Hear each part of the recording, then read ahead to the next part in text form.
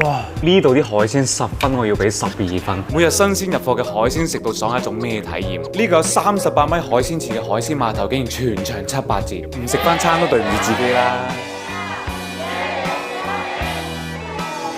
超多種類嘅海鮮，全部又靚又生猛。我塊面咁大嘅特大帶子，咁大嘅鮑魚整兩隻試試。上稱前仲會先揈兩下，真係夠晒良心。成隻金鯛魚刺身，新鮮到上嗰陣時，條魚都仲係識喐㗎。呢啲檸檬汁，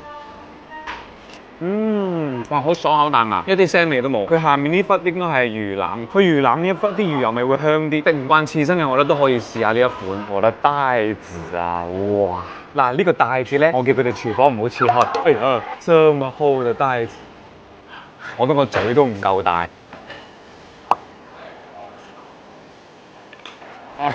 咁樣原隻燒咧，佢中間係好嫩嘅爆汁㗎，但係嘴細啲就真係唔好亂試，可能都係1分2入味啲。薑蓉蒸台山蠔。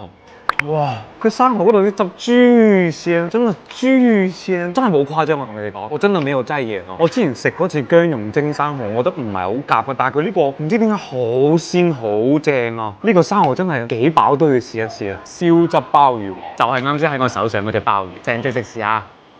2個字，太滿足啊！醬汁有少少甜甜地嘅，好提味，慢慢收乾佢，所以好難得話鮑魚都可以煮到咁入味。炭燒螺絲蝦，你哋睇下幾大隻，我覺得佢再大少少可以俾人捉佢做龍蝦啦。佢肉質係偏乎於爽脆同埋嫩之間咁樣，呢個蝦肉真係有少少令我驚豔到。呢度啲海鮮10分，我要俾12分。啲海鮮係真係好新鮮，口感好清甜。而家開業仲要全部海鮮7、8折，千祈唔好走寶啊！